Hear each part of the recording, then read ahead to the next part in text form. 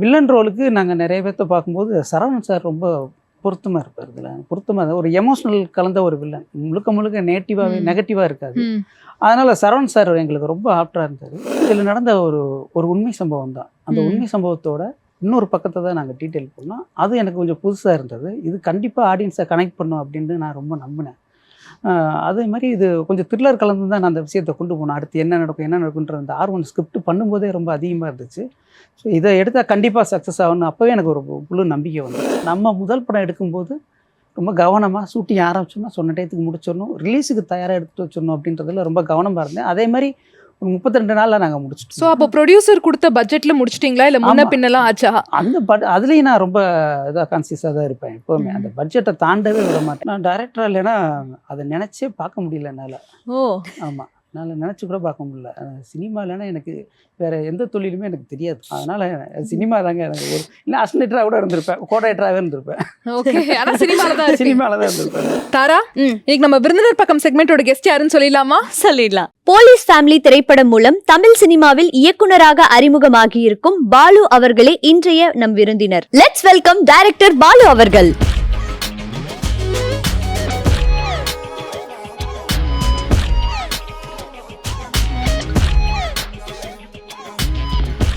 வணக்கம் சார். வணக்கம், எப்படி இருக்கீங்க? நல்லா இருக்கேன். நீங்க எப்படி இருக்கீங்க? நாங்களும் நல்லா இருக்கோம். ஸோ போலீஸ் ஃபேமிலி உங்களோட first movie as a director release ஆகி நல்ல ரெஸ்பான்ஸ் வந்துட்டு இருக்கு. எவ்வளோ சந்தோஷமா இருக்கு உங்களுக்கு? இது எனக்கு வந்து முதல் படம் இது. அதனால் ரொம்ப ரொம்ப சந்தோஷமா இருக்கு. ரெண்டாவது படத்தோட ரிசல்ட் நான் எதிர்பார்க்கல. ஏன்னா ஒரு கண்டென்ட் சார்ந்து நாங்கள் எடுத்ததுனால ஒரு நல்ல ரெஸ்பான்ஸ் இருக்குது. எல்லாருக்குமே தனிப்பட்ட முறையில் என்னை நல்லா பாராட்டிகிட்டு இருக்காங்க. ரொம்ப சந்தோஷமா இருக்கு. அண்ட் சார், இந்த படம் வந்துட்டு ஒரு சோஷியல் மெசேஜ் கொடுக்குற ஒரு படமா இருக்கு.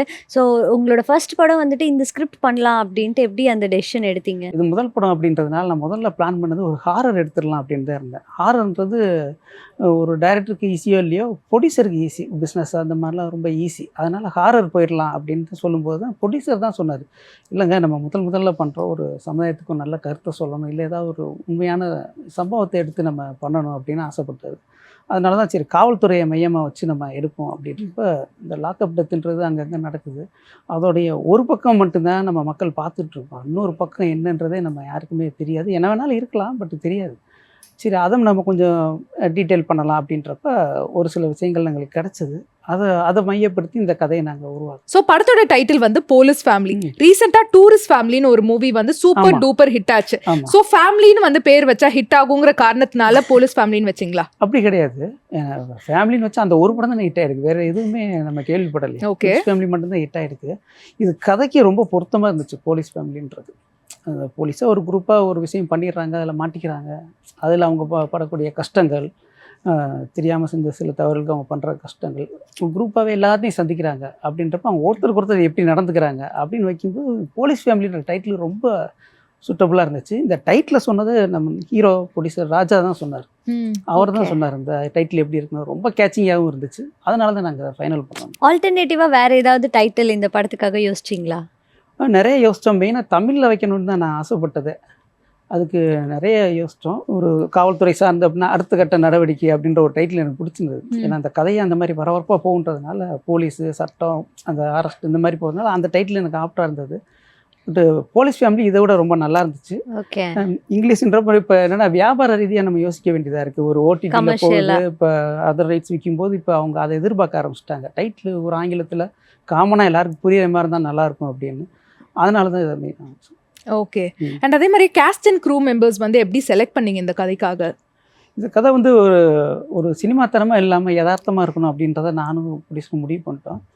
முதல்ல அவரே அந்த லீட் ரோல் அவரே பண்ணுறேன் அப்படின்ட்டாரு. அவருக்கு ஆசை இருந்துச்சா? முன்னாடி ஆசை இருந்தது, அவர் நடிக்கணுன்ற ஆசை அவருக்கு ரொம்பவே இருந்தது. அவர் அந்த லீட் ரோல் அதை கேட்டுட்டு அவர் பண்ணணும்னு ஆசைப்பட்டா. அவர் கரெக்டாக தான் இருந்தார் அவர். அதனால் அவரை ஃபிக்ஸ் பண்ணோம். வில்லன் ரோலுக்கு நாங்கள் நிறைய பேர்த்த பார்க்கும்போது சரவணன் சார் ரொம்ப பொருத்தமாக இருப்பார். இதில் பொருத்தமாக ஒரு எமோஷ்னல் கலந்த ஒரு வில்லன், முழுக்க முழுக்க நெகட்டிவாக இருக்காது. அதனால் சரவணன் சார் எங்களுக்கு ரொம்ப ஆப்டாக இருந்தார். அதனால் சரவணன் சார் ஃபிக்ஸ் பண்ணோம். அப்புறம் காதல் சுமார் எனக்கு ரொம்ப நாளாகவே அவரை வாட்ச் பண்ணிகிட்ருக்கேன். அவர் வந்து காமெடியனை தாண்டி ஒரு நல்ல நடிகன்றது நிறைய பேத்துக்கு தெரியுமா என்னன்னு தெரியல. நான் நிறைய வாட்ச் பண்ணியிருக்கேன். அதனால் இந்த கேரக்டருக்கு காதல் சுமார் தான் நல்லாயிருக்கும் அப்படின்னு சொல்லி ப்ரொடியூசர் பேசும்போது இமிடியேட்டாக பேசினா அவன் கேரக்டர் கேட்டு உடனே ஓகேன்ட்டார். காமெடினாவே பார்த்துட்ருக்காங்க. இது வேறு மாதிரி இருக்குது, நான் கண்டிப்பாக பண்ணுறேன் அப்படின்ட்டாரு. ஓகே. மற்றவங்களாம் வந்து கேரக்டருக்கு கரெக்டாக இருக்காங்களான்னு பார்த்து தான் செலக்ட் பண்ணோம். பெரிய பெரிய ஆர்டிஸ்ட் பக்கம் நாங்கள் போகல. இந்த கதை யதார்த்தமாக இருக்கணும், ஒரு ஆக்ஷன் கதை, ஒரு த்ரில்லர் யதார்த்தமாக இருக்கணும் அப்படின்றதுனால நாங்கள் புதுமுகங்களே வச்சுருந்தாங்க. அண்ட் படத்தை பத்தி வந்துட்டு நாங்க ரிசர்ச் பண்ணும்போது உங்க படத்தோட ஹீரோயின் வந்து போஜ்பூரியிலிருந்து கூட்டிட்டு வந்தீங்க, அந்த மாதிரி எல்லாம் இருந்தது. ஸோ அந்த கதையை பத்தி சொல்லுங்களேன். அவங்க நேட்டிவ் வந்து போஜ்பூரி தான். அவங்க செட்டில் ஆனது வந்து மதுரை பக்கத்தில் திண்டுக்கல். அவங்க நிறைய ஷார்ட் ஃபிலிம் ஆடு இந்த மாதிரிலாம் நிறைய பண்ணிகிட்டு இருந்தாங்க. அப்போ நாங்கள் அவங்களுடைய ஒரு ஷார்ட் ஃபிலிம் ஒன்று பார்த்தேன். அவங்க பெர்ஃபார்மன்ஸு ரொம்ப நல்லா இருந்தது, அதனால தான் அவங்கள கமிட் பண்ணோம். ஓகே. ரெண்டாவது அவங்க உள்ளே வந்தபோதே முதல் நாளே அவங்களுக்கான சீன்ஸ்லாம் வேறு மாதிரி இருந்தது. ரொம்ப நானே பயந்தேன். ஏன்னா கதை வந்து அவங்கள கடத்திட்டு போகிற மாதிரி ரேப் இந்த மாதிரி சம்மந்தப்பட்ட நிறைய விஷயங்கள் இருக்குது. முதல் நாளே உள்ளே வந்தாங்க, ஆனால் ரொம்ப கோஆப்ரேட் பண்ணாங்க. ஒரு புதுமுகம் மாதிரியே இல்லை. அவங்க ரொம்ப ரொம்ப நல்லா. அவங்களுக்கு தமிழ் எல்லாம் தெரியுமா? தமிழ் சூப்பராக தெரியும். ஓகே. அவங்களோட வாய்ஸ் ரொம்ப அட்டகாசமாக இருக்கும். அவங்க வாய்ஸ் நான் ரொம்ப எதிர்பார்த்தேன். டப்பிங் அவங்களால வர முடியல. அதுக்கு ரொம்ப நல்லா அழகான வாய்ஸ், நல்லா நடிப்பாங்க. அண்ட் அதே மாதிரியே சரவணன் சார் வந்து ஒரு பெரிய பிளஸ்ல படத்துக்கு. ஏன்னா எல்லாருக்குமே தெரிஞ்ச ஒரு நடிகர், அவரோட நடிப்பை பத்தி எல்லாருக்குமே தெரியும். அவர்கிட்ட வந்து நீங்க ஃபர்ஸ்ட் கதை சொன்னோன்னே அவர் ஃபர்ஸ்ட் ரியாக்ஷன் என்ன கொடுத்தாரு? ஓகேன்னு சொல்லிட்டாரா, இல்ல வில்லனா பண்றோமே அப்படிங்கிற மாதிரி சில விஷயங்கள்லாம் இருந்துச்சா கான்வர்சேஷன்? ரொம்ப டீட்டெயிலிங்காக வில்லன் சொன்னவொடனே யோசிச்சாரு. அப்போ அதை நான் டீட்டெயிலாக சொன்னேன். சார் வில்லனா நீங்கள் எந்த இடத்துல நீங்கள் வில்லன் ஆகுறீங்க, எப்போ உங்களுக்கு அந்த பழிவாங்கிற உணவு எப்போ வருது அப்படின்ற விஷயத்த நான் டீட்டெயில் பண்ணதில் அவர் உடனடியாக அவர் ஒத்துக்கிட்டாரு. சூப்பர். அண்ட் அதே மாதிரியே சாங்ஸ்லாம் எவ்வளோ இருக்கு போலீஸ் ஃபேமிலி படத்தில்? இந்த படத்துக்கு சாங்ஸ் முதல் பெருசாக தேவைப்படாமல் இருந்தது. அப்புறம் மாண்டேஜஸாக நம்ம பண்ணிடலாம் அப்படின்னு பிளான் பண்ணோம். அப்போ ஒரு 3 சாங் எங்களுக்கு வைக்கிறதுக்கான பிளேஸ்மெண்ட் இருந்துச்சு. அதை வந்து நம்ம காளிதாஸ், ஜே.கே. தாஸ்னு ஒரு நண்பர், அவர் ஏற்கனவே சில படங்கள் பண்ணியிருக்காரு, அவரை தான் கமிட் பண்ணோம். 3 சாங் ரொம்ப அட்டகாசமாக போட்டார் அவர். இந்த பாட்டை எழுதுனது சோபா வசந்துன்னு ஒருத்தர் இருக்கார், அப்புறம் மகாமுனின்னு ஒருத்தர். 2 பேருமே இந்த பாட்டை எழுதியிருக்காங்க. ரொம்ப சூப்பராக எழுதியிருக்காங்க. அந்த பாடல் வரிகள்லாம் ரொம்ப அட்டகாசமாக இருக்கும். வழக்கமான பாட்டாகவே இருக்காது, இது ரொம்ப சூப்பராக இருக்கும் இந்த பாட்டு. அண்ட் படத்தோட ட்ரெய்லர் வந்துட்டு நாங்கள் பார்க்கும்போதே தெரிஞ்சிச்சு, ஃபுல் அண்ட் ஃபுல்லாகவே வந்து நேட்டிவிட்டி சம்மந்தப்பட்ட அப்படி இருந்தது. ஸோ எந்த ஊரில் ஷூட் பண்ணீங்க? லொக்கேஷன்ஸ் எல்லாம் எப்படி பார்த்தீங்க? மதுரை, கொடைக்கானல் தான் நாங்கள் பிளான் பண்ணோம். மதுரைக்குள்ளே நடக்கக்கூடிய ஒரு கதையாக தான் பிளான் பண்ணோம். அதுக்கப்புறம் கொடைக்கானல் சரௌண்டிங் பூரா பிளான் பண்ணோம். இதுக்குள்ளேயே நாங்கள் மொத்த படமே முடிச்சிட்டோம், வேற எங்கேயும் நாங்கள் பெருசாக போகல. அப்புறம் சரவண் சாருடைய ஃப்ளாஷ்பேக்கு மட்டும் இந்த சென்னை, காசிமேடு இந்த மாதிரியான ஏரியாக்கள்லாம் நான் கொஞ்சம் போய் ஷூட் பண்ணுவேன். அண்ட் ஆக்சுவலாக சொல்கிற மாதிரி ட்ரெய்லர் பார்க்கும் போதே நிறைய சேலஞ்சிங்கான சீன்ஸ்லாம் இருந்திருக்குமோ கதையில் அப்படிங்கிற மாதிரி இருந்தது. ஏன்னா நிறைய ஆக்ஷன் சீன்ஸ்லாம் எங்களால் பார்க்க முடியுது. உங்களுக்கு டைரக்ட் பண்ணதுலேயே ரொம்ப சேலஞ்சிங்காக இருந்த ஒரு விஷயம்னா எந்த விஷயம்? சேலஞ்சிங்னா இந்த சேசிங் தான் நான் ரொம்ப கஷ்டப்பட்டேன். ஏன்னா அது எடுக்கப்பட்ட இடம் பார்த்தீங்கன்னா கொடைக்கானல்லேருந்து கொஞ்சம் தள்ளி, கொஞ்சம் ஃபாரஸ்ட்டுக்குள்ளே. அது முதல் நாள் நைட்டு ஃபுல்லாக நல்லா மழை பெஞ்சிருக்கு. நாங்கள் அதுக்கு முன்னாடிலாம் மழை இல்லை. மறுநாள் போகிறோம், ஃபுல்லாகவே சேரும் ஜகதியமாக இருக்குது. புல்லில் காலை வச்சாலே வலிக்கிட்டு போகுது. அது எல்லாமே ஃபுல்லாக டவுனு இறக்கமாக இருக்குது. அதில் வந்து அந்த சேசிங் எடுக்கிறதுக்கு ரொம்ப கஷ்டப்பட்டோம். அதில் வில்லன் கேரக்டர், அது நம்ம படத்துடைய எடிட்டர் எம்.எஸ். செல்வான்ற அவர் ஒரு வில்லன் கேரக்டர் பண்ணியிருக்காரு. அவர் தான் எல்லாரையும் துரத்திட்டு போய் சேசிங் பண்ணுற மாதிரி சீனு. அதில் ஒரு இடத்துல அவர் ஜம்ப் பண்ணி ஹீரோவை பிடிக்கிற ஒரு ஷாட் ஒன்று எடுத்தோம். அது கிட்டத்தட்ட ஒரே ஷாட்லேயே ஓகே பண்ணிட்டார், சூப்பராகவே இருந்துச்சு. அது நான் வந்து இன்னொரு ஷாட்டு போகலான்னாரு, நான் வேணான்ட்டேன். நான் இல்லை சார், ரிஸ்க் எடுத்து ஒன்று பண்ணீங்க, ரொம்ப நல்லா இருக்குது, இதுக்கு மேலே வேணாம் அப்படின்னு கேட்காம அடுத்த ஒரு ஷாட்டு எடுத்தார். அதில் கீழே விழுந்துட்டார். அதில் காலில் லைட்டாக அவருக்கு இதாகி போச்சு, ஃப்ராக்சர் ஆச்சு. அது படம் பூரா அவர் கிட்டத்தட்ட அதை சமாளிச்சுக்கிட்டே தான் நாங்கள் எடுத்தோம். அவரால் நடக்க முடியல. ஒரு இடத்துல பார்க்கும்போது காமெடியாகவும் இருந்துச்சு, இதெல்லாம் தேவையாது. சார் இன்னொரு விஷயம் வந்துட்டு, ஒரு சில படங்கள் அதுக்கான டைம் வந்து அது எடுத்துக்கும். ஆமாம், ஒன்னொன்று வந்துட்டு 6 monthsக்குள்ளேயே கம்ப்ளீட் பண்ணிடுவாங்க எல்லாத்தையுமே. ஒரு சில படங்கள் 3-4 years கூட ஆகும். ஸோ போலீஸ் ஃபேமிலி எத்தனை நாட்கள் எடுத்துக்கிச்சு? இது வந்து ஒரு 32 நாள் எடுத்தோம் மேடம். நான் பிளான் பண்ணதே அவ்வளோதான். 35 நாள் பிளான் பண்ணால் அதுக்குள்ளேயே முடிச்சிட்டோம். சூப்பர். படம் ஆரம்பித்து சீக்கிரம் முடிச்சோம். எப்போவுமே நான் அதில் ரொம்ப கவனமாக இருப்பேன். ஏன்னா நான் ஒர்க் பண்ண படங்கள்லாம் ஏதாவது ஒரு பிரச்சனை இருந்துகிட்டு தான் இருக்கும். ஏதாவது டிலே ஆகும், முடிக்க மாட்டாங்க. அப்படின்றப்ப நம்ம முதல் படம் எடுக்கும்போது ரொம்ப கவனமாக ஷூட்டிங் ஆரம்பிச்சோம்னா சொன்ன டயத்துக்கு முடிச்சிடணும், ரிலீஸுக்கு தயாராக எடுத்துகிட்டு வச்சிடணும் அப்படின்றதுல ரொம்ப கவனமாக இருந்தேன். அதே மாதிரி ஒரு 32 நாளில் நாங்கள் முடிச்சிட்டோம். ஸோ அப்போ ப்ரொடியூசர் கொடுத்த பட்ஜெட்டில் முடிச்சிட்டிங்களா, இல்லை முன்ன பின்னெல்லாம் ஆச்சா? அதுலேயும் நான் ரொம்ப இதாக கான்சியஸாக தான் இருப்பேன் எப்போவுமே. அந்த பட்ஜெட்டை தாண்டவே விட மாட்டேன். ஏன்னா அது நான் ஒரு 2 ஷார்ட்லேயும் வேறு நானே தனியாக பண்ணேன். அதுலேயே நான் அதை தான் கவனமாக இருந்தேன். இந்த இதில் வந்து ஷூட்டிங் வந்து டிலே ஆகிடக்கூடாது, பட்ஜெட் அதிகமாக போயிடக்கூடாதுன்னு அந்த 2 ஷார்ட்லேயுமே நான் கரெக்டேத்துக்கு எடுத்து முடித்தேன். அது நிறைய அவார்டும் வின் பண்ணிச்சு, நிறைய பணமும் எனக்கு கிடச்சிது. ஸோ அதை அப்படியே நான் முதல் படம் எடுக்கும்போது அதே தான் நான் பண்ணேன். தயாரிப்பாளரும் நல்ல ஒத்துழைப்பு கொடுத்தாரு. சொன்ன டயத்துக்கு நாங்கள் முடிச்சோம். ஸோ ஆக்சுவலாக இப்போ நம்ம தமிழ் சினிமாவில் பார்த்தோம்னா நிறைய த்ரில்லர் மூவிஸ் வருது, ஹாரர் மூவிஸ்லாம் வருது, காமெடி மூவிஸும் வருது. பட் உங்களுக்கு என்ன கான்ஃபிடன்ஸ் கொடுத்துச்சு போலீஸ் ஃபேமிலி கண்டிப்பாக ஆடியன்ஸ் அக்செப்ட் பண்ணுவாங்கன்னு? ஏதாச்சும் ஒரு விஷயம் கான்ஃபிடன்ஸ் கொடுத்துருக்கோம்ல, என்ன விஷயம்? இதில் நடந்த ஒரு உண்மை சம்பவம் தான். அந்த உண்மை சம்பவத்தோட இன்னொரு பக்கத்தை தான் நாங்கள் டீட்டெயில் பண்ணோம். அது எனக்கு கொஞ்சம் புதுசாக இருந்தது. இது கண்டிப்பாக ஆடியன்ஸை கனெக்ட் பண்ணும் அப்படின்னு நான் ரொம்ப நம்பினேன். அதே மாதிரி இது கொஞ்சம் த்ரில்லர் கலந்து தான் நான் அந்த விஷயத்தை கொண்டு போனேன். அடுத்து என்ன நடக்குன்ற அந்த ஆர்வம் ஸ்கிரிப்ட் பண்ணும்போதே ரொம்ப அதிகமாக இருந்துச்சு.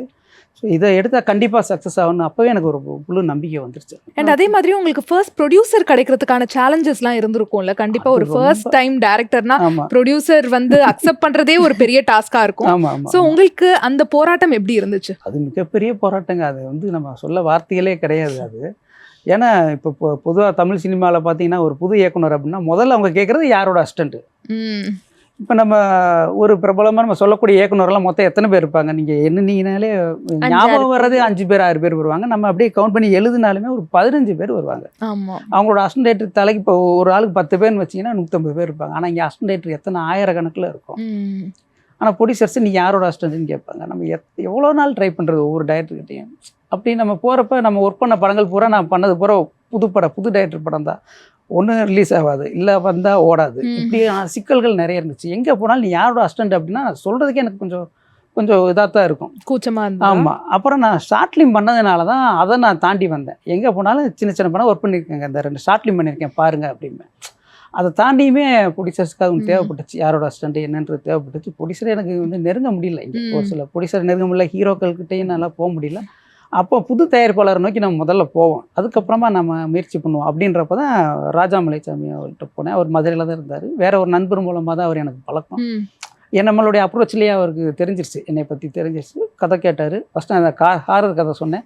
இல்லை வேணாம் சார், நம்ம வேற ஒன்று போவோம் அப்படின்றப்ப தான் இதை பண்ணோம். அதுக்கப்புறம் அந்த ப்ராஜெக்ட் கொஞ்சமாக ஆரம்பிச்சு. ஓகே. அண்ட் ப்ரொடியூசர் அவுட்புட் பார்த்ததுக்கப்புறமா என்ன சொன்னார்? அவர் நம்பவே இல்லை. அவர் ஏன்னா ஷூட்டிங் ஸ்பாட் எப்படி இருக்குன்றது அவருக்கு கொஞ்சம் தான் அவருக்கு அனுபவம் இருந்துச்சு, பெருசாக இல்லை.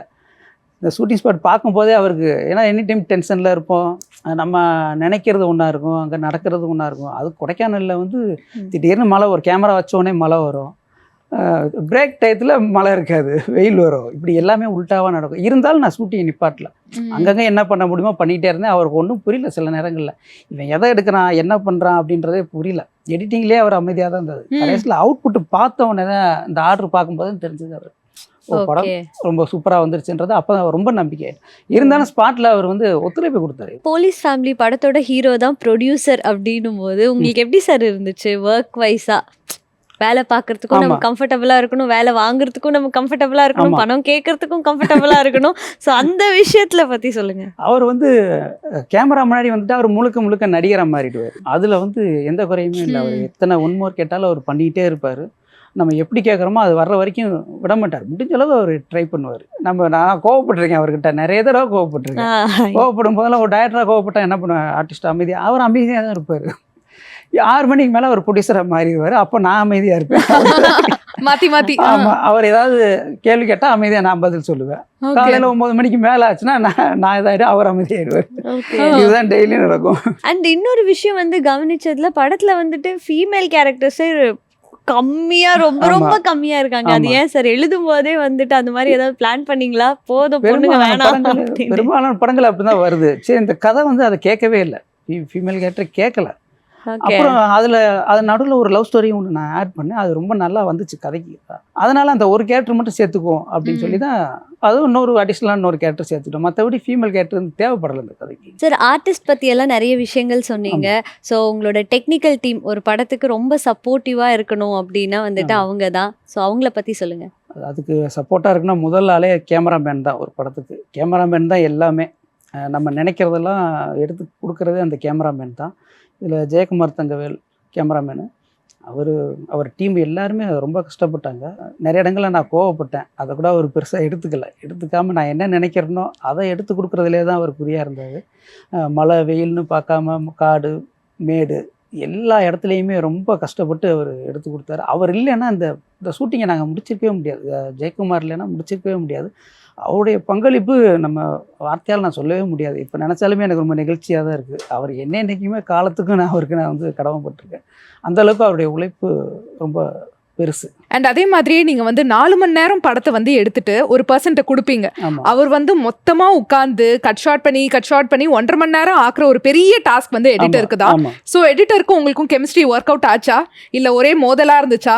நல்லாவே எங்களுக்கு கெமிஸ்ட்ரி ஒர்க் அவுட் ஆச்சு. அவர் எடிட்டர் பேர் வந்து MS செல்வா. அவரும் இதுல ஒரு கேரக்டர் ஒன்று பண்ணியிருக்காரு. ஓ, நடிச்சிருக்காரு. ஆமாம், நடிச்சிருக்காரு. வில்லன் டீம்ல ஒரு மெயினான ஒரு ஆளாக நடிச்சிருக்காரு.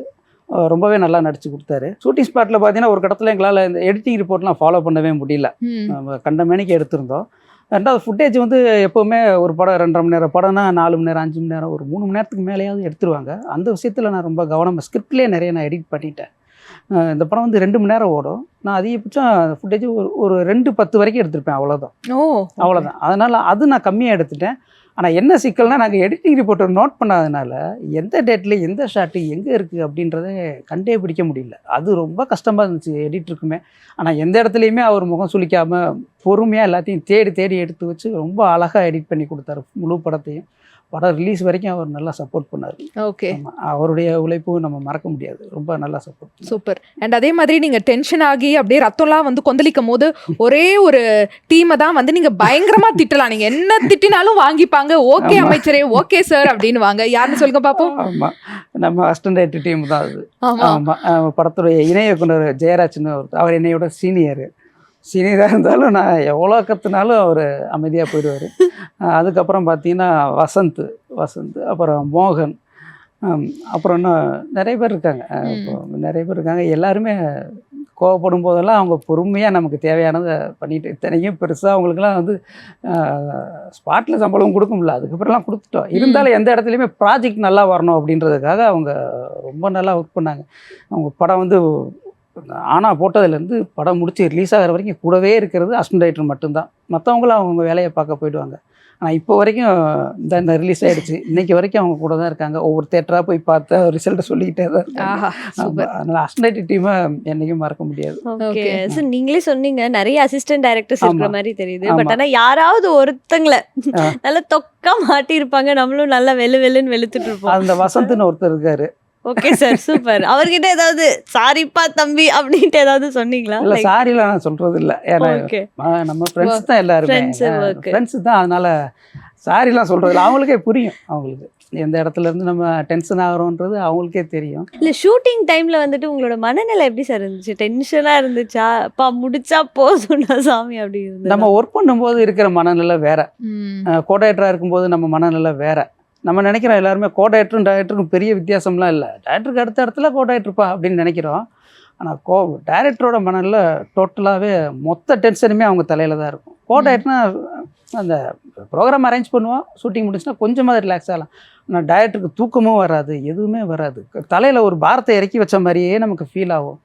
நிறைய பேருக்கு பதில் சொல்ல வேண்டியிருக்கும். காலையில் ஷார்ட் ஆரம்பிக்கிறதுக்கு முன்னாடியே நம்ம நினச்சபடி இருக்குமா அப்படின்னு நமக்கு ஒரு டவுட் இருந்துக்கிட்டே இருக்கும். எப்போவுமே முதல் நாள் பார்த்தீங்கன்னா பிளான் பண்ணும்போது காலையில் இது இல்லைன்னா இதுன்னு சொல்லி ஆப்ஷன் ABCன்னு ஒரு ஆப்ஷன் போட்டு வைப்பேன். நான் இது வந்து Z வரைக்கும் நான் போட்டு வைப்பேன். ஆனால் எதுவுமே நடக்காது. 26 ஆப்ஷன் 27வது ஒரு புது பிரச்சனை வந்து நிற்கும். இப்போ அதுக்கு ஆல்டர்னேட்டிவாக நாங்கள் யோசிக்கணும். இப்படி டெய்லி டென்ஷன் தான். இப்போதைக்கு வந்துட்டு உங்களுக்கு ஒரு அனலைசேஷன் கிடைச்சிட்டு இருக்கோம். ஃபர்ஸ்ட் படம் முடிச்சாச்சு, ரிலீஸ் பண்ணியாச்சு. இந்த மிஸ்டேக் எல்லாம் அடுத்த படத்துல நான் பண்ணவே கூடாதுப்பா அப்படின்னா அது என்ன சார்? என்னென்ன மிஸ்டேக் சொல்வீங்க? மிஸ்டேக்னு பார்த்தீங்கன்னா மெயினாக பார்த்தீங்கன்னா இந்த லொக்கேஷன் தான். எனக்கு லொக்கேஷன் தான். நம்ம ஒரு லொக்கேஷனுக்கு போகிறோம், முதல் நாள் ஓகேவாகும், மறுநாள் பார்த்தீங்கன்னா அங்கே கொஞ்சம் வேறு மாதிரியான ஒரு சிக்கல்கள் வருது. லொக்கேஷன் என்னை ரொம்ப டென்ஷன் ஆக்குறது அதுதான். ரெண்டாவது இந்த மழை நேரங்களில் போகிறது, நம்ம மெயினாக அதையும் நம்ம கவனித்து பார்த்துட்டு தான் நம்ம போகணும். நான் லொக்கேஷன் மாறும்போது படத்தோட இதே நிறைய விஷயங்கள் சேஞ்ச் ஆகிடும்.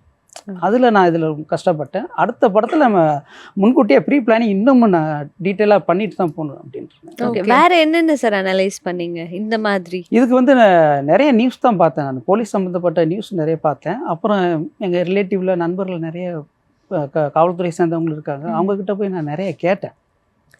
சில பிரச்சனைகள் வருது அப்படின்றப்ப அவங்க அதில் ஒருத்தர் எங்கள் அண்ணன் தான் அவர் எனக்கு சொன்னார், நீ வந்து இப்போ போலீஸு, எப்போ மதுரையில் முக்கியமான இடத்துல அவர் இருக்கார். அவர் சொன்ன, நீ ஒரு போலீஸ், இந்த இடத்துல இருந்து நீ போலீஸாக நினச்சி இந்த பப்ளிக்கை பாரு அப்படின்றாரு. அது பார்க்கும்போதே எனக்கு தலை சுற்றிருச்சு. எனக்கு ஒரு போலீஸோட பாயிண்ட் ஆஃப் வியூவில் பப்ளிக்கை பார்க்கும்போது அவங்களுக்கு அவ்வளோ பிரச்சனைகள் இருக்குது அவங்களுக்கு. அதுவே எனக்கு கதையை புதுசாக எனக்கு நிறைய விஷயங்கள் எனக்கு கிடச்சிது கதையில். அதை தான் ஃபுல்லாக டீட்டெயில் பண்ணேன். ஒரு போலீஸோட பாயிண்ட் ஆஃப் வியூவில் பப்ளிக் என்னவா அவங்களுக்கு தெரியுறாங்க. ஏன்னா பப்ளிக்ன்றது இன்றைக்கி 8 கோடி பேர் தமிழ்நாட்டில். ஆனால் போலீஸ் எவ்வளோ பேர் இருக்காங்கன்னு நினைக்கிறீங்க? 5 லட்சம் பேர் இருப்பாங்க. 1.25 லட்சமாக என்னமோ தான் இருக்காங்க. 1.25 தான். தமிழ்நாட்டில் 600-650 பேருக்கு ஒரு போலீஸ் அப்படின்ற கணக்கில் தான் இருக்காங்க. இப்போ 650 பேரை ஒரு போலீஸு கவனிச்சுக்கணும். ஏதோ குற்ற சம்பவங்கள் நடக்காமல், அடிதடி நடக்காமல் பார்த்துக்கணும். இது சாத்தியமா? கஷ்டம் தான். காலேஜ்லேயே ஒரு ஸ்கூல்லேயே ஒரு வாத்தியார் என்ன பாடுபடுறாங்க. அப்போ பப்ளிக்கை கண்ட்ரோல் பண்ணுறது ஒரு காவல்துறைக்கு அது சாதாரண விஷயமே இல்லை. ரெண்டாவது அந்த 1.25 லட்சம் பேர்த்தில் இவ்வளோ தப்புகள் நடக்குதுன்னு சொல்லி அதை நம்ம பெருசுப்படுத்தி நம்ம பேசத்தான் செய்கிறோம். ஆனால் இவ்வளோ பெரிய கூட்டத்தில் எவ்வளோ குற்ற சம்பவங்கள் நடக்கும், எவ்வளோ தப்பானவங்க இருப்பாங்க, அதெல்லாம் இருக்குது இல்லையா? அப்போ நான் இவங்க பாயிண்ட் ஆஃப் வியூவில் பார்க்கும்போது நிறைய புது புது விஷயங்கள் கிடச்சிது. நிறைய விஷயங்கள் என்னால் எடுக்கவும் முடியல.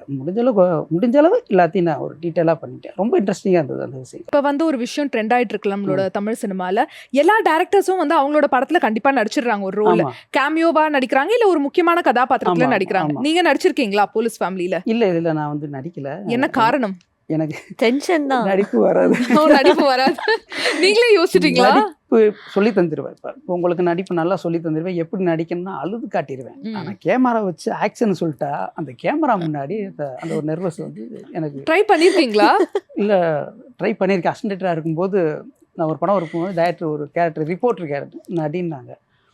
ஒரு கேரக்டர் வர்றாரு, ஜூனியர் ஆர்டிஸ்ட்டு. அவருக்கு நான் சொல்லிக் கொடுக்குறேன், இப்படி நடியா அப்படி நடியான்னு கோவமான சொல்லி நான் நல்லா நடிச்சு காட்டுறேன். டைரக்டர் பார்த்துட்டே, நீ தான் நல்லா பண்ணுறேலடா, நீ ஏன் நடுறா, அந்த நோட்டை வாங்கு, பேனா வாங்கு அப்படின்ட்டாரு. ஓகே சார் அப்படின்னு நானும் வாங்கிட்டு போய் ரெடியாகிட்டேன். கேமரா ஆக்ஷன் சொன்னோடனே எனக்கு சுத்தமாக நடிப்பு வரல. அப்போ தான் உணர்றேன், இந்த கேமரா முன்னாடி நடிக்கிறதுன்றது வேற. நீங்கள் நடிப்பு சொல்லி கொடுத்தவரு உங்களை பார்த்து எப்படி லுக் விட்டுருவாரு.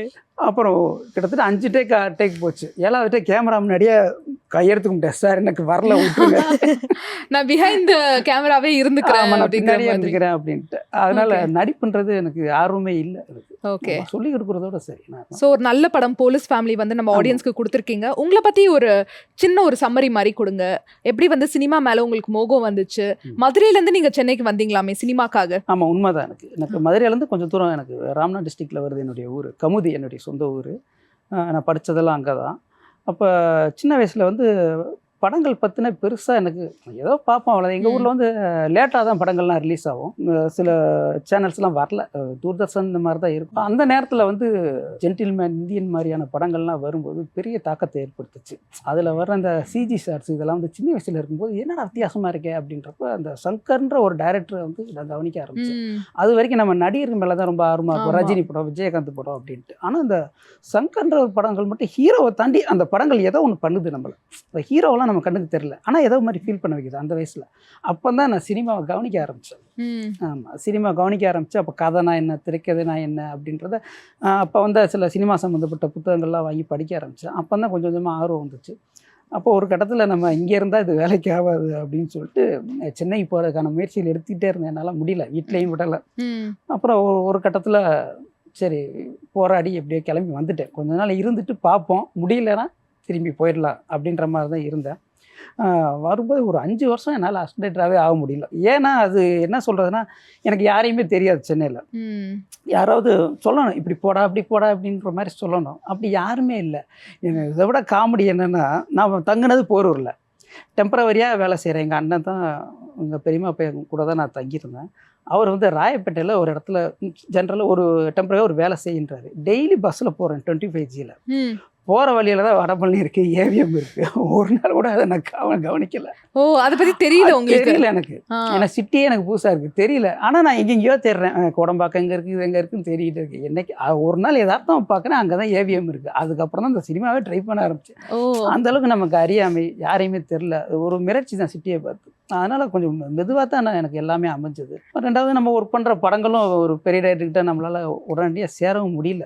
எவ்வளோ ட்ரை பண்ணி சேர முடியல. அப்போ சின்ன சின்ன படங்களாக தான் ஒர்க் பண்ணேன். அதுவும் ஏதாவது ஃபைனான்ஸ் ரீதியாக ட்ராப் ஆகும், ஏதாவது ஸ்பாட்டில் ஏதாவது பிரச்சனை வரும், அதில் ட்ராப் ஆகும், ஈகோ பிரச்சனை ட்ராப் ஆகும். ஒரு சில படங்கள் ரிலீஸ் ஆச்சு, அது பெருசாக போகல. ஓ அப்புறம் பார்த்தேன், அப்போ இந்த ஷார்ட் ஃபிலிம் ட்ரெண்ட் வந்துச்சு. ஆமா. அப்போ நான் ஃபஸ்ட்டு ஒரு ஷார்ட் ஃபிலிம் எடுத்தேன், அதுவே ட்ராப் ஆயிடுச்சு ஃபஸ்ட்டு ஷார்ட் ஃபிலிமே. ஓ ஒரு ஹாஃப் டே வரைக்கும் தான் ஷூட்டு போனோம்.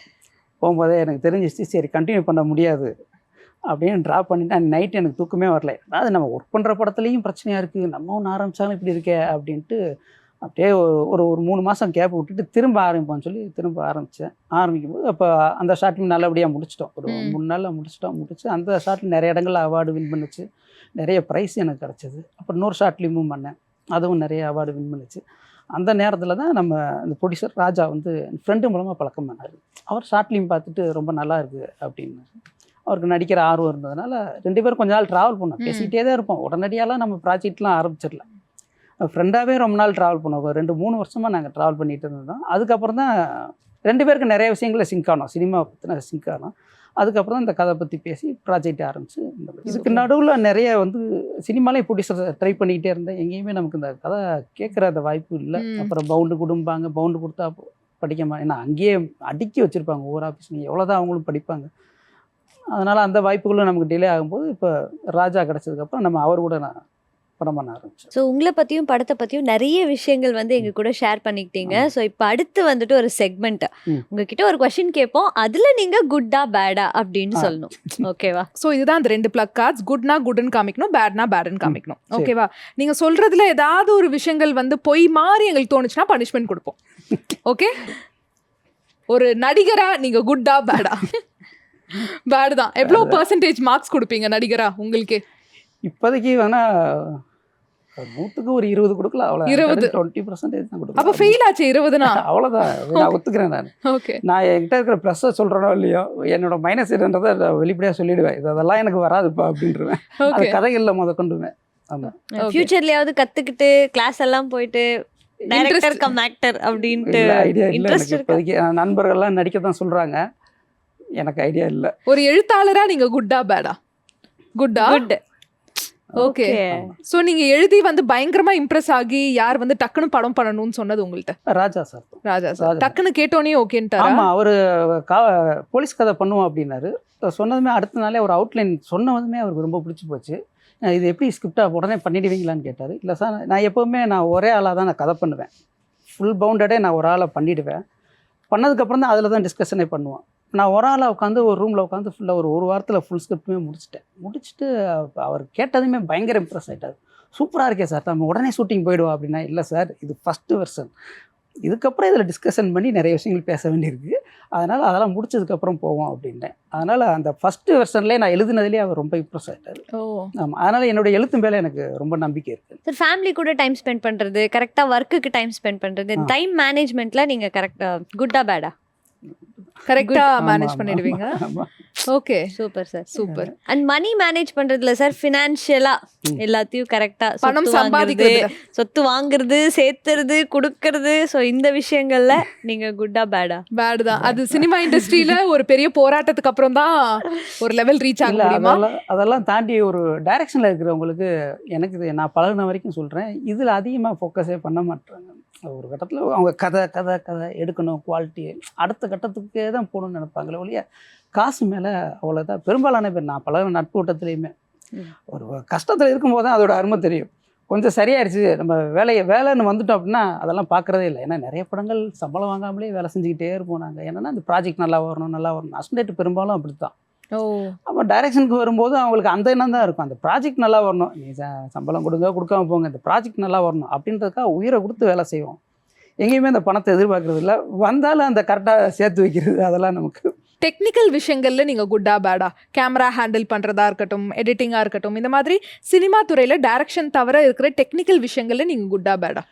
ரெண்டுக்கு நடுவில் சொல்லலாம். நான் கற்றுக்க வேண்டியது நிறைய இருக்குது. Okay, learning process. நான் எப்போவுமே அதை இது பண்ணுவேன், ஏன்னா அது கடல். அது ஓகே, அதை நான் கற்றுக்கிட்டே இருக்கணும்னு நினைக்கிறேன். டெக்னிக்கான விஷயங்கள் நிறைய கற்றுக்கணும்னு நினைக்கிறேன். இப்போ சினிமாவில் நீங்கள் டேரக்டரா இல்லைனா என்னவா இருந்திருப்பீங்க? நான் டேரக்டரா இல்லைன்னா அதை நினச்சே பார்க்க முடியல என்னால். ஓ, ஆமாம், என்னால் நினச்சி கூட பார்க்க முடியல. சினிமாலன்னா எனக்கு வேறு எந்த தொழிலுமே எனக்கு தெரியாது. அதனால் சினிமா தாங்க எனக்கு ஒரு இல்லை அசிஸ்டன்டாக கூட இருந்திருப்பேன், கோஆர்டினேட்டராகவே இருந்திருப்பேன். ஓகே. ஆனா சினிமால தான் சினிமாவில் தான் இருந்திருப்பேன் நான். ஓகே. அவர் உண்மையை சொல்லிட்டாரு, எனக்கு இதை தவிர வேற எதுவும் தெரியாது. எல்லா சினிமால இருக்கிறவங்க எல்லாருமே சொல்ற ஒரு விஷயம்ல அது. ஆமாம். ஓகே சரி சார், நீங்க சினிமா இந்த விஷயம் எல்லாம் கத்துக்கணும்னு சொல்லிட்டீங்க. இந்த செல்ஃபா, இந்த குக்கிங், இந்த மாதிரி அத்தியாவசிய விஷயம் இருக்குல்ல, அதுல நீங்க குட்டா பேடா? இல்லை எனக்கு நான் வேணா குட்டு சொல்லிக்கலாம், மற்றவங்களுக்கு அது பேடா தான் இருக்குமா? ஆமாம். ஓகே. வைஃபை இம்ப்ரெஸ் பண்றதுக்காக சமைச்சலாம் கொடுத்துருக்கீங்களா? நிறைய ஃபர்ஸ்ட் கொடுப்பேன், அவங்களுக்கு எதுவுமே அவங்களுக்கு பிடிக்காது. இனிமே நீ இப்படி கொடுக்காத ப்ளீஸ். அதுக்கப்புறம் நான் சமைக்கிறத பற்றி கேட்கவே மாட்டேன். ஓகே. ஏன்னா அவங்க தான் வேலைக்கு போகிறாங்க, நான் மேக்ஸிமம் சினிமான்றதுனால வேலை இல்லாமல் இருப்பேன், அவங்கள பார்த்துக்கிட்டதே அவங்க தான். அதனால் சரி நான் தான் சமைக்கிறேனே, நீ தான் கஷ்டப்பட்டு கிளம்பி போகிறேன்னு சில சமயம் சமைப்பேன். அவங்களுக்கு சுத்தமாக பிடிக்காது, அதை சொல்லவும் முடியாது அவங்களால. ஒரு கடத்தில் காலையில் இருந்துச்சு நான் தூங்கி சமைக்கலாம்னா அதுக்குள்ளே அவங்களே பாதி வேலையை முடிச்சு வச்சுருப்பாங்க. கேட்டால் இல்லை உனக்கு எதுக்குப்பா கஷ்டம், நீ தூங்குப்பா அப்படின்ட்டு போயிடுவாங்க. லேட்டாக தான் எனக்கு புரிஞ்சது நம்ம சமையல் அவங்களுக்கு பிடிக்கல போல. ஓகே. இவ்வளோ டார்ச்சர் வந்து பண்ணியிருக்கீங்க, இவ்வளோ விஷயங்கள் உங்களுக்குள்ள இருக்கு, உங்களுக்கு சப்போர்ட்டிவா இருக்காங்க. நீங்க சினிமால வேலை பார்த்தாலும் வந்து உங்களை திட்டுறாங்க, பட் ஓகே அப்படின்ட்டு இருக்காங்க. அவங்களுக்கு ஏதாவது சொல்லணும் அப்படின்ட்டு இருக்கா உங்களுக்கு? ஒரு தேங்க்ஸ், ஒரு சாரி? சாரி தான் சொல்லணும், நான் தேங்க்ஸ் சொல்லக்கூடாது. ஏன்னா கல்யாணம் பண்ணதுலேருந்து இந்த டயட் ஆகிடுவேன், அந்த டயட் ஆகிடும் சொல்லி சொல்லி சொல்லி சொல்லி என் பையனே பெரிய பையனாயிட்டான். ஓகே. ஆமாம். அதனால் அவங்களுக்கு தான் சாரி சொல்லணும். ரொம்ப ரொம்ப டிலே, ரொம்ப லேட் பண்ணிட்டேன், நான் ரொம்ப கஷ்டத்தை கொடுத்துட்டேன்னு தான் சொல்லணும். அவங்க எல்லாத்தையும் எனக்காக எல்லாமே அவங்க தாங்கிட்டு எல்லாத்தையும் பண்ண தயாராக தான் இருக்காங்க. ஆமாம். அவங்களுக்கு சாரி நான் சொல்லுவேன், தேங்க்ஸ்லாம் சொல்ல முடியாது, ஏன்னா அவங்க வேற நான் வேற கிடையாது. ஓகே. அதனால் சாரி தான், சாரி. அவங்க வந்துட்டு படம் நீங்க ஷூட் பண்ணது, ரிலீஸ் ஆனது, இந்த விஷயங்கள் எல்லாம் பார்த்து அவங்க எந்த அளவுக்கு ஹாப்பியா ஃபீல் பண்ணாங்க? ரொம்ப சந்தோஷப்பட்டாங்க. அவங்களுக்கு வந்து இது ரொம்ப புதுசாக இருந்தது. ஏன்னா இவ்வளோ நாளாக நான் சொல்லிக்கிட்டே தானே இருந்த ஒழிய எதுவுமே பெருசாக நடக்கலை. ஷார்ட் ஃபிலிம் பண்ணி அவார்டு வின் பண்ணும்போது அவங்க கொஞ்சம் ரொம்ப சந்தோஷமாக இருந்தாங்க. ஸ்டேஜில் ஏறி அவார்டு வின் பண்ணும்போது சரி அப்போ தான் அவங்க நம்பினாங்க, ஓகே இவனுக்கு ஏதோ இருக்குது, எல்லாம் சொல்லிக்கிட்டு இருந்தான், ஷார்ட் ஃபிலிம்லாம் நல்லா இருக்குது, ஓகே இவனுக்கும் அறிவு ஏதோ இருக்குது, கண்டிப்பாக ஏதோ பண்ணிடுவான் போல் அப்படின்னு தான் நம்பினாங்க. இப்போ இந்த ரிலீஸ் டயத்தில் வரும்போது இதெல்லாம் பார்க்கும்போது அவங்க ரொம்ப பிரமிப்பாக இருக்குது அவங்களுக்கு. இதெல்லாம் அவங்க நினச்சி கூட பார்க்கல இந்த மாதிரிலாம் நடக்கும். ஓகே. ரொம்ப சந்தோஷமாக இருக்காங்க. பயங்கர சந்தோஷம். சார் ஒரு அரிய வாய்ப்பு நீங்க மிஸ் பண்றீங்க சார். சேனல்ல உங்களை கூப்பிட்டு இன்டர்வியூ எடுத்து நீங்க இந்த நேரத்துல தான் கொஞ்சம் love you, thank you so much அப்படியெல்லாம் சொன்னீங்கன்னா தான் வாழ்க்கை இன்னும் மலரும். சாரி மட்டும் சொல்லிட்டீங்க, ஒரு லவ் யூ சொல்லியிருந்தீங்கன்னா அப்படியே சும்மா ஃபைன் அப்படின்னு. Saranya, I love you Saranya, ரொம்ப தேங்க்ஸ், பொறுமையா அவ்வளோ நாள் என் கூட இருந்தது, ரொம்ப தேங்க்ஸ். அண்ட் அதே மாதிரி அடுத்த கேள்வி, பங்க்சுவாலிட்டி விஷயங்கள்ல டைமை வந்து கரெக்டாக கீப் அப் பண்றதுல நீங்க குட்டா பேடா? கரெக்டாக டைம் வந்து கீப் அப் பண்ணுவேன். அது லேட்டானாலும் கோவம் வரும், ஆனால் காட்டிக்க மாட்டேன் மற்றவங்க லேட் பண்ணாலும். ஆனால் நான் இதை மெயின்டைன் ரொம்ப கரெக்டாக இருப்பேன் எப்போவுமே. உங்க டைமும் வேஸ்ட் பண்றது இல்லை, அடுத்தவங்க டைமையும் வேஸ்ட் பண்ண விடுறது. சீக்கிரம் போய் கூட லேட்டானாலும் பரவாயில்ல, சீக்கிரம் போய் கூட உட்காந்துருவேன், டைம் வேஸ்ட் பண்ணவே மாட்டேன் நான். ஓகே. என்னைக்காச்சும் தெரியாம ஷூட்டிங்க்கு, உங்களோட ஷூட்டிங்க்கு நீங்களே லேட்டா போயிருக்கீங்களா? இல்லவே இல்லை, நடந்ததே இல்லை அது வரை ஒரு வாட்டி கூட?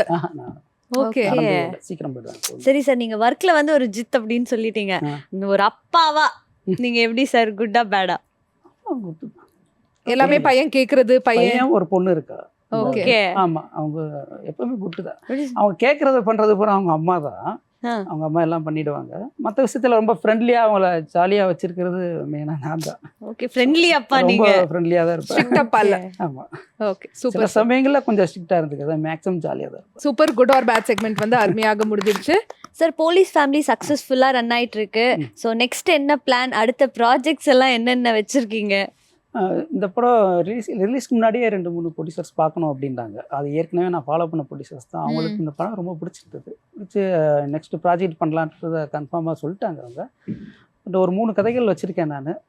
அதில் ஒன்று ஹாரரு, ஒன்று லவ் ஸ்டோரி, ஒன்று ஒரு ஹீரோக்கான ஒரு கமர்ஷியல் ஆக்ஷன் ஸ்டோரி.